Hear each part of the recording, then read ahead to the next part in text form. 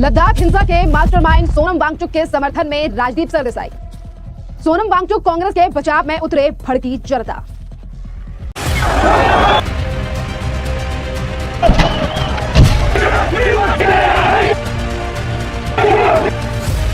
बौद्ध मुस्लिम एकता का अनोखा उदाहरण लद्दाख में देखने को मिल रहा है, जहां लेह और कारगिल के लोग एक साथ राज्य का दर्जा देने की मांग को लेकर सड़कों पर उतर आए हैं। 2019 में जब लद्दाख को जम्मू कश्मीर से अलग करके केंद्र शासित प्रदेश बनाया गया था, तो वहां जश्न का माहौल था। स्थानीय लोगों ने दशकों पुरानी मांग पूरी होने का जश्न मनाया। उनका मानना था कि अब वो मुख्य धारा से जुड़ जाएंगे और जम्मू कश्मीर की तुलना में अधिक स्वतंत्रता और संसाधनों तक पहुंच पाएंगे। केंद्र शासित प्रदेश लद्दाख को पूर्ण राज्य का दर्जा देने की मांग को लेकर लेह में बुधवार को हिंसक प्रदर्शन हुआ। प्रदर्शन के दौरान छात्रों ने पुलिस पर पत्थरबाजी की, आगजनी की। लद्दाख में हिंसा के बाद वहां हालात तनावपूर्ण बने हुए हैं। इस हिंसा में अब तक 4 लोगों की मौत हो चुकी है। सीआरपीएफ की 4 कंपनियां और भेजी गई हैं।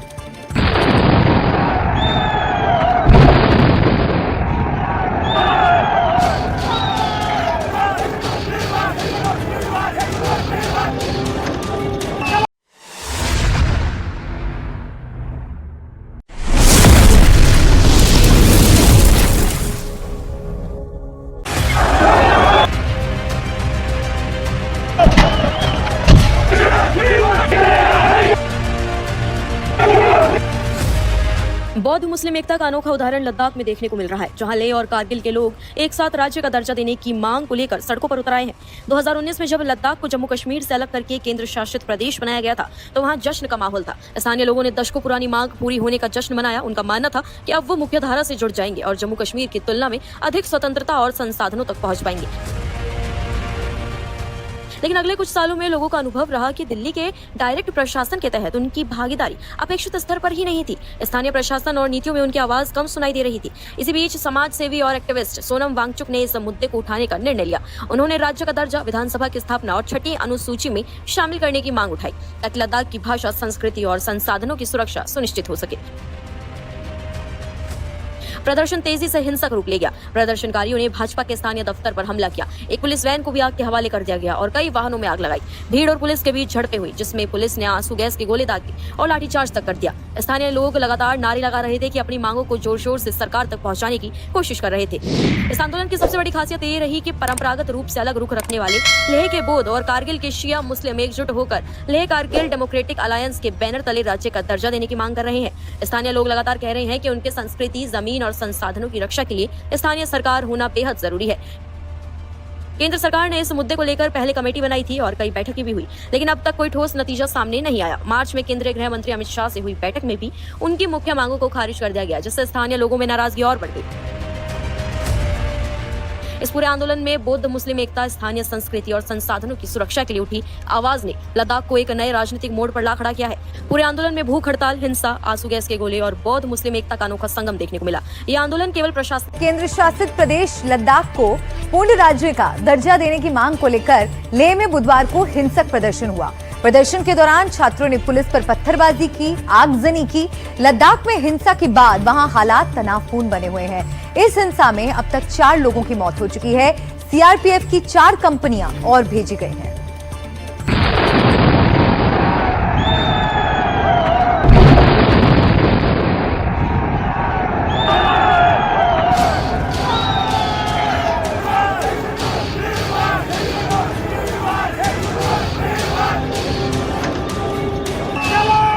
लेह की सड़कों पर दिख रहे ये हालात बता रहे हैं कि वहां कितनी हिंसा भड़की है। सड़कों पर जले हुए वाहन, जगह जगह तोड़फोड़ के निशान, आगजनी।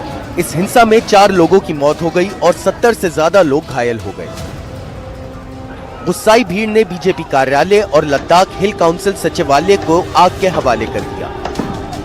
लद्दाख हिल काउंसिल सचिवालय में तोड़फोड़ की गई। उसके बाहर खड़ी गाड़ियों को हिंसक भीड़ ने तहस नहस कर दिया। इमारत के अंदर सब कुछ तबाह कर दिया। इस इलाके में अब भी सड़कों पर पत्थर और तोड़फोड़ से जुड़े सामान दिखाई दे रहे हैं।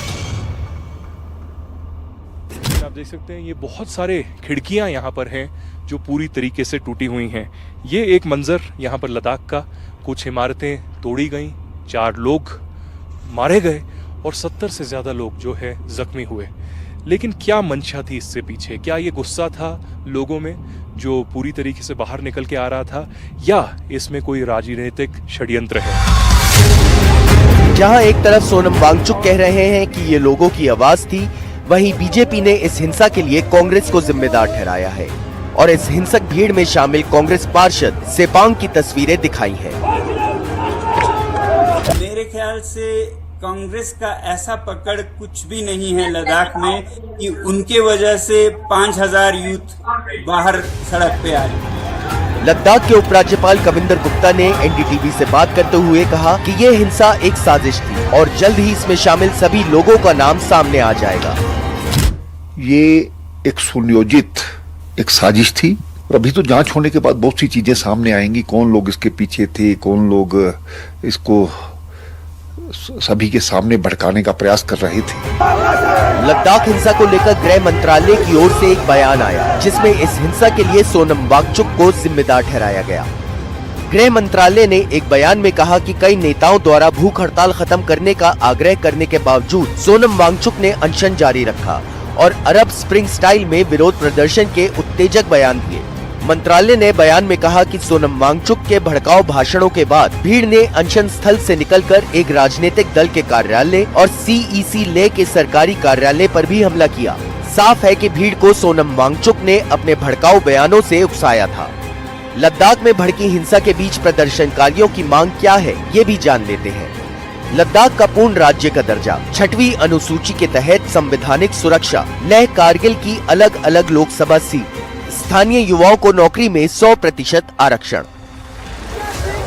ये सवाल लगातार उठ रहा है कि ये हिंसा लोगों की मांग से उपजी या फिर ये एक षड्यंत्र था। हिंसा से जुड़े तथ्यों की जांच के बाद ही ये साफ हो पाएगा कि आखिर लद्दाख में ऐसा माहौल क्यों हुआ।